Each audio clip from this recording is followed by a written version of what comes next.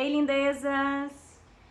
Tô fazendo a aula rapidinho, uma aula bem improvisada, só para tirar dúvida de vocês sobre o tema dessa semana. Essa semana a CEDU lançou o cronograma com os temas e colocou o tema do primeiro ano para essa semana, mas não colocou o vídeo. Então eu não sei se passou essa aula na TV, mas de qualquer forma eu resolvi fazer um vídeo meu aí para vocês conseguirem compreender direitinho na hora de fazer os exercícios, ok?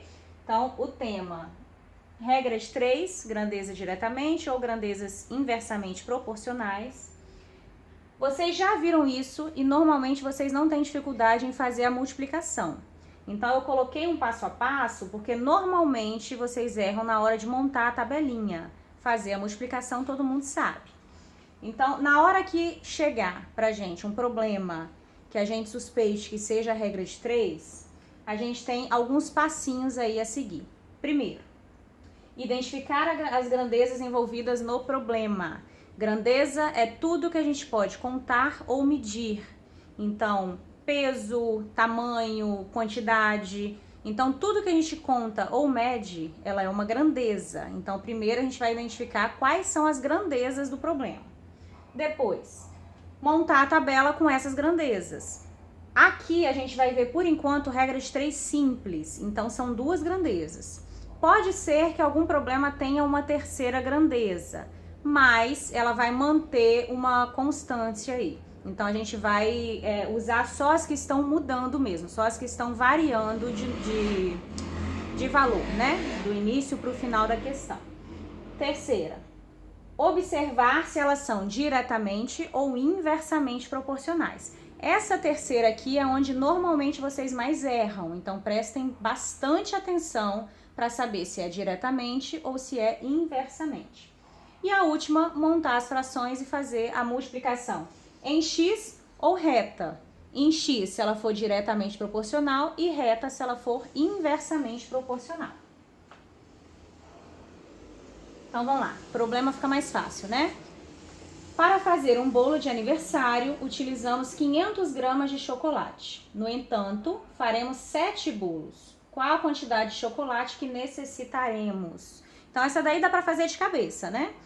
Mas, como é que a gente faria isso utilizando a regra de 3? No passo a passo, o que a gente faz? Primeiro, identificar quais são as grandezas. O que a gente tem no problema que a gente consegue medir ou contar? Um bolo, então a gente tem uma quantidade de bolo, é um bolo. Então, é uma delas. 500 gramas de chocolate, que é o peso dele, então a gente também consegue medir ou contar. Então, eu tenho essas duas grandezas. Quais são as grandezas, então? Peso do chocolate, que está em gramas, e a quantidade de bolos, que está em unidades. Montando a tabela. A tabela aí tá pequenininha, né? A próxima tá um pouquinho maior. Chocolate e bolo, porque é a quantidade de bolos e a quantidade de chocolate que está em gramas, que são as nossas grandezas. Para 500 gramas de chocolate, eu faço um bolo, então fica na mesma linha. 500 gramas de chocolate embaixo do chocolate, quantidade de bolos embaixo do bolo. E ele quer saber quanto de chocolate, então x aqui no lugar do chocolate, quanto de chocolate a gente vai gastar para fazer 7 bolos. Pergunta: diretamente ou inversamente proporcional? Não tem como eu dar para vocês uma fórmula pronta. Ah, se estiver falando isso é inversamente, se estiver falando aquilo é diretamente. Mas tem como ligar a lógica. Vocês podem sempre se fazer uma perguntinha. Se a quantidade de uma grandeza aqui qualquer aumentar, a outra aumenta ou diminui?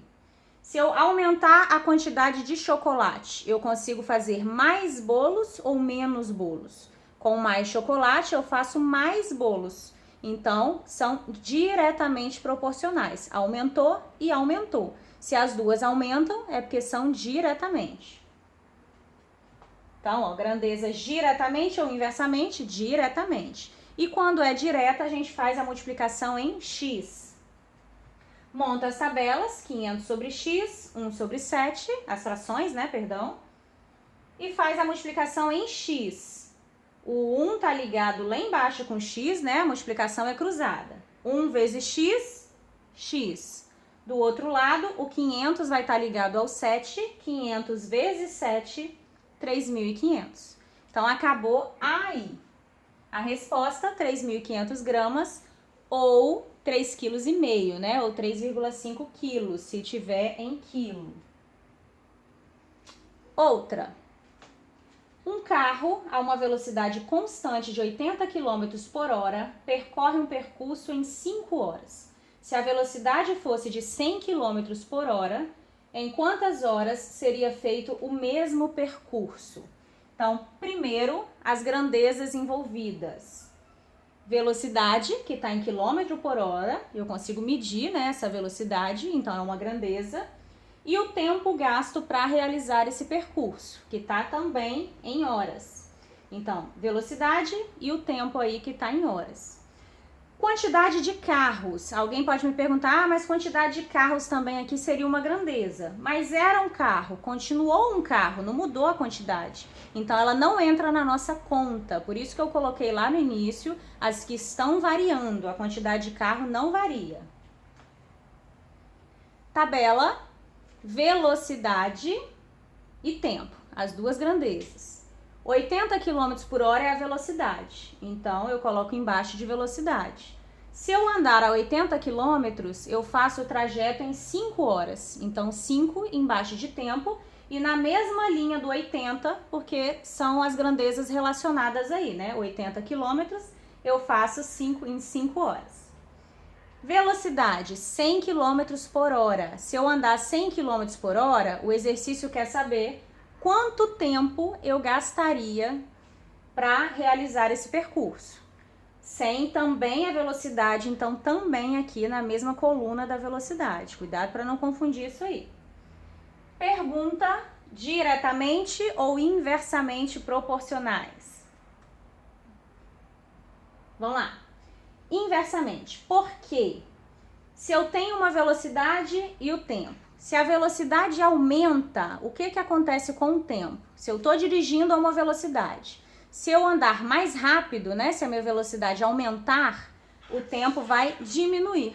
Quanto mais veloz eu for, menos tempo eu gasto. Aumentou a velocidade, mas diminuiu o tempo. Então, é inversamente proporcional. E aí, é uma multiplicação reta, eu não multiplico aquela cruzada. Montei as frações, 80 sobre 100, 5 sobre x, e a multiplicação agora vai ser reta. Quem é que está com x aí ligado? É o 100. Então, 100x é igual a outra multiplicação, que é 80 vezes 5, que dá 400. O 100 vai passar dividindo, né, como toda equação. Se 100x é igual a 400, x vai ser 400 dividido por 100, que vai dar 4. Então, gasta 4 horas para realizar esse trajeto, se ele for uma velocidade de 100 km por hora.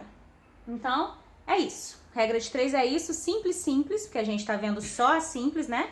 A composta, ela envolve mais de 2 frações, mas a gente não vai ver agora. Então, inicialmente, regra de 3, simples. Sempre façam a pergunta, se uma aumentar, o que acontece com a outra? Outro exemplo.